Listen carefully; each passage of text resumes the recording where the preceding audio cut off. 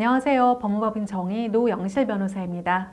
오늘은 상가임대차 권리금 관련해서 대법원 판례 한 개 소개시켜 드리겠습니다. 사실관계는 이렇습니다. 상가임차인 B씨는 10년간 한 곳에서 영업을 하다가 그 가게를 양도하기로 결심하고 새로운 임차인을 주선을 했습니다.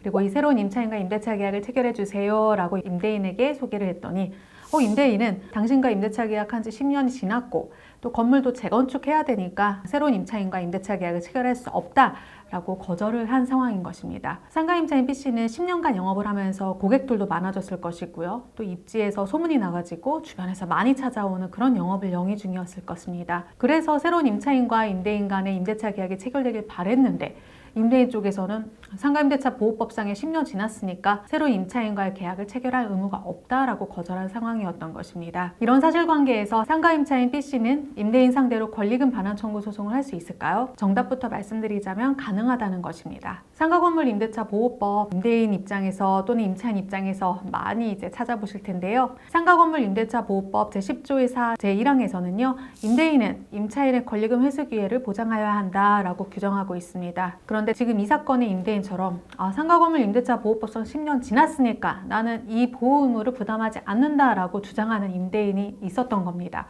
이에 대해서 대법원은 이렇게 판단했습니다. 임대인의 권리금 회수기의 보장 의무는 상가건물 임대차 보호법상의 10년 임대차 기간이 종료하였어도 그대로 유지되는 의무이다.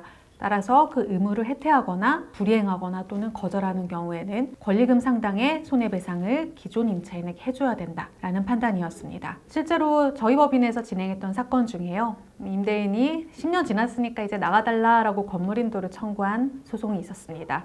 여기서 우리 의뢰인이 임차인분께서는 나 여기서 10년간 약국 운영하면서 고객이 너무 많아졌다. 그런데 이제 이사 나가면 나는 권리금을 어디서 회수해야 되냐? 라는 이유 때문에 건물인도를 거절을 하는 상황이었고 오히려 임대인에게 권리금을 보장해달라고 요구하는 상황이었습니다. 이에 대해서 법원은 방금 말씀드린 대법원 취지에 따랐습니다. 제가 맡았던 그 사건에서의 임대인은 아예 재건축을 이유로 10년이 끝났으니까 나가달라고 요구하고 있었으므로 그것은 곧 임차인이 새로운 임차인을 주선해 오더라도 계약을 절대 체결해주지 않을 이행 거절의 태도로 법원이 보았습니다. 이행 거절이라는 것도 채무 불이행에 포섭되는 개념이거든요.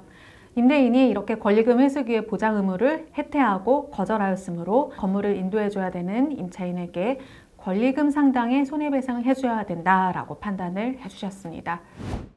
이것은 손해배상 책임에 관한 판단이었기 때문에 과실상계가 좀 들어간 부분이 있었습니다.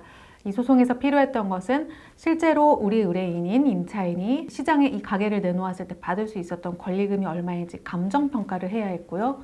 그 감정평가된 금액을 임대인에 대해서 반소 청구를 했더니 보증금을 지급받음과 동시에 건물인도를 해주고 감정평가된 권리금 중에 70% 상당의 금액은 임대인 임차인에게 물어주라 라는 판결이 내려졌던 것입니다. 네, 이상과 같이 상가임대차에 있어서 10년 지났으면 다 끝난 거 아니냐? 그렇지 않은 것 같습니다.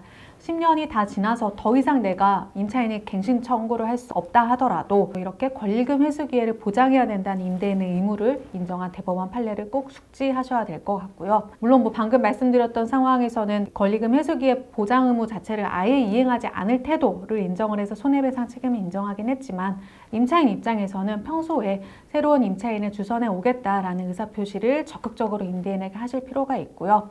임대인 측에서는 일단은 10년이 지났으면 기간이 종료된 건 맞지만 임차인의 그런 노력에 대해서 성실히 답변을 할 의무가 있는 것으로 판단이 됩니다. 이런 분쟁과 관련되어서 궁금하신 사항이 있으면 언제든지 연락 주시기 바랍니다. 감사합니다.